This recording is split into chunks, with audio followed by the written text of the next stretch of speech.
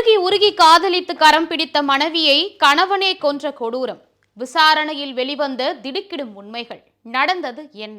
குன்றத்தூர் அடுத்த தளபதி நகர் பகுதியை சேர்ந்த 25 வயதான வாலிபர் விஜய். இவர் சாப்ட்வேர் இன்ஜினியரிங் முடிச்சுட்டு விஜய் தன்னோட பணிபுரியக்கூடிய ஐடி ஊழியரான யுவஸ்ரீ அப்படின்ற 24 வயதான இளம் பெண்ணை காதலிச்சு கடந்த 13ஆம் தேதி திருமணம் செஞ்சுக்கிறாங்க.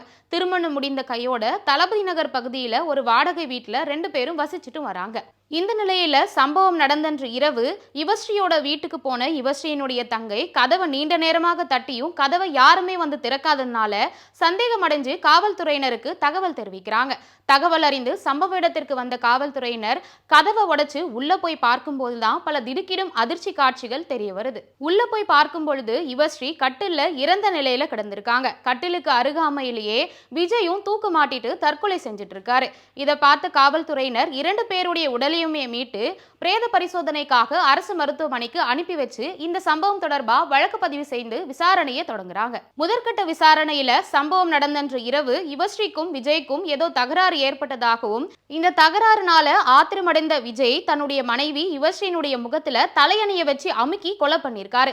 அது மட்டும் இல்லாம தன்னுடைய மனைவியை கொலை செஞ்சுட்டு அவரும் அதே இடத்துல தூக்கு மாட்டி தற்கொலை பண்ணிட்டு இருக்காரு.